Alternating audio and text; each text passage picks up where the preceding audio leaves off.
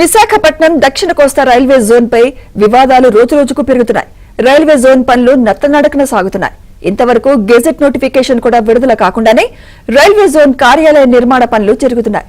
Railway zone విషయంలో విధి విధానాలు, ఆపరేషన్స్, హద్దులపై కూడా క్లారిటీ లేకుండా ఉంది. దీనికి సంబంధించి మరింత సమాచారం మా ప్రతినిధి నాయుడు అందిస్తారు. దక్షిణ కోస్తా రైల్వే జోన్ నత్తనడక నడుస్తుందా? పనులు ఆగి మరి ముందుకు అడుగులు వేయలేక అడుగులు వేస్తున్నాయి. సో ఇలాంటి అనుమానాలు ఇక్కడికి వస్తే మనకు కనిపిస్తుంది. ఇప్పుడు మనం చూడొచ్చు, విశాఖపట్నంలో మురసలో ప్రాంతంలో దక్షిణ కోస్తా రైల్వే జోన్ కేటాయించినటువంటి స్థలం. దీన్ని జనవరి 8వ తారీఖున ప్రధానమంత్రి చేతుల మీదుగా ప్రారంభించారు. అయితే ఇప్పుడు మనం చూస్తే కేవలం ఒక కొద్ది శాతం మాత్రమే, కనీసం అంటే పూర్తి స్థాయి పనులు కూడా ఇక్కడ జరగడం లేదనడానికి ఇదే ఉదాహరణ. దీనికి అనేక ఇబ్బందులు మొదలైనటువంటి పరిస్థితి. గతంలో వచ్చినటువంటి ఇక్కడ స్థానికంగా ఉన్నటువంటి గిరిజనులు ఎవరైతే ఉన్నారో వాళ్ళు గత కొంతకాలంగా కూడా ఇక్కడ వివాదం, ఎందుకంటే ఇది గతంలో మాకు కేటాయించారు, మాకు పట్టాలు ఇచ్చారు, అవి క్యాన్సిల్ చేశారు, మాకు ప్రత్యామ్నాయం చూపలేదని చెప్పి చాలా రోజులుగా ఆందోళన చేస్తున్నారు. వాళ్ళంతా కూడా ఆందోళన చేయడంతో ఎక్కడికక్కడ పనులు అయితే పూర్తి స్థాయిలో నిలిచిపోయాయి. గత 5 రోజుల నుంచి మళ్ళీ ఈ పనులు అనేవి ప్రస్తుతం జరుగుతున్నటువంటి పరిస్థితి అయితే మనకు కనిపిస్తుంది. ప్రస్తుతం దక్షిణ కోస్తా రైల్వే జోన్కి మురసల్లో ఏరియాలో 53 ఎకరాలు కేటాయించినటువంటి స్థలంలోనే మనం ఉన్నాం. సో ప్రస్తుతం అయితే పనులు జరుగుతున్నాయి.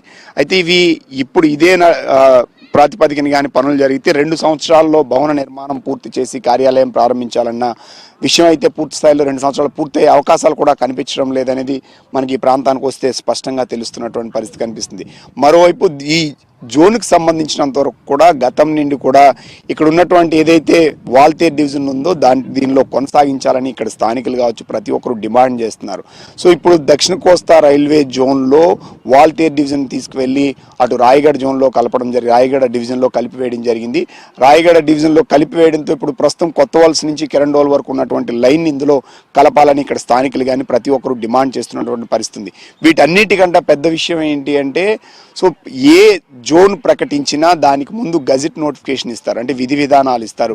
సో ఆపరేషన్స్ ఎక్కడ ప్రారంభమవుతాయి, ఎక్కడి నుంచి ఎక్కడి వరకు వేరే హద్దులు, సో ఇది ఎలా పనిచేస్తుంది, దీనికి సంబంధించి పూర్తి వివరాలతో ఒక గజెట్ నోటిఫికేషన్ ఇచ్చిన తర్వాతే రైల్వే జోన్ కార్యాలయం కావచ్చు, రైల్వే జోన్ కావచ్చు పూర్తి స్థాయిలో నడుస్తుంది. కానీ అలాంటి గజెట్ నోటిఫికేషన్ లేకుండానే ప్రస్తుతం ఇక్కడ ఈ పనులు ప్రారంభించేసినటువంటి పరిస్థితి అయితే కనిపిస్తుంది. అయితే ఇది పూర్తి స్థాయిలో అమలవుతుందా లేదనే అనుమానాలు రకరకాల కలుగుతుంది. అంటే ఇది ఒక రాజకీయ నిర్ణయంగా చేసినప్పుడు పూర్తి స్థాయిలో చిత్తశుద్ధితో చేయడం లేదనే విషయం స్పష్టమవుతుంది. మరోవైపు మనం చూస్తే రాయగడ డివిజన్కి సంబంధించి అయితే పనులన్నీ చకచకంగా వేగవంతంగా కూడా, ఎందుకంటే పూర్తి స్థాయిలో డివిజన్ ఏర్పడక ముందే దానికి అన్ని పనులు కూడా జరిగిపోయాయి. కానీ ఇక్కడ ఆల్రెడీ జోన్ ప్రకటించి చాలా సంవత్సరాలు గడుస్తున్నప్పటికి కూడా ఇప్పటికి కూడా పనులన్నీ కూడా నత్తనడుకుని నడుస్తున్నాయి అనడానికి మనకి ఇక్కడ ఉన్నటువంటి ప్రాంతాన్ని మనం ఉదాహరణగా చెప్పొచ్చు. ఇప్పటికైనా సరే సో కేంద్ర మంత్రులు, మన రాష్ట్రం నుంచి కేంద్ర మంత్రులు ఉన్నారు, అలాగే స్టాండింగ్ కమిటీ సంబంధించినటువంటి రైల్వే స్టాండింగ్ కమిటీ చైర్మన్ కూడా ఎంపీ సీఎం రమేష్ కూడా మన ప్రాంతం నుంచే ఉన్నారు. సో దీనిపైన ఒక క్లారిటీ ఇవ్వాల్సినటువంటి అవసరం ఉంది. గజెట్ నోటిఫికేషన్ విడుదల చేయడానికి కృషి చేయాలని చెప్పి చెప్తున్నారు.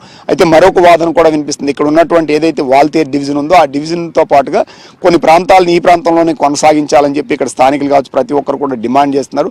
దీనిపైన కూడా మేము కేంద్రంతో మాట్లాడతాం, అందుకోసమే గజెట్ నోటిఫికేషన్ ఇవ్వలేదు, ఒకవేళ ఇస్తే ఖచ్చితంగా బోర్డర్స్ అవి డిసైడ్ అయిపోతాయి కాబట్టి కేంద్రంతో మేము మాట్లాడి ఒప్పించిన తర్వాత మిగతా ప్రాంతాలు మనకు కావాల్సినటువంటి కొన్ని ప్రాంతాలని మనం చేర్చుకోవడానికి మాట్లాడుతున్నాం అని చెప్పి ఎవరైతే కూటమి నేతలు వీళ్ళు చెప్తున్నటువంటి పరిస్థితి అయితే కనిపిస్తుంది. ఏదేమైనప్పటికీ కూడా దక్షిణ కోస్తా సంబంధించినంత వరకు కూడా ఈ రైల్వే జోన్కి సంబంధించినంత వరకు కూడా సో ప్రతి విషయంలో కూడా అలసత్వం సో అనేది స్పష్టంగా కనిపిస్తుంది అనడానికి ఇదే మనకు ఉదాహరణగా చెప్పొచ్చు. అయితే ఇప్పుడు భవన నిర్మాణ పనులు అయితే ఇప్పుడిప్పుడే జరుగుతున్నాయి.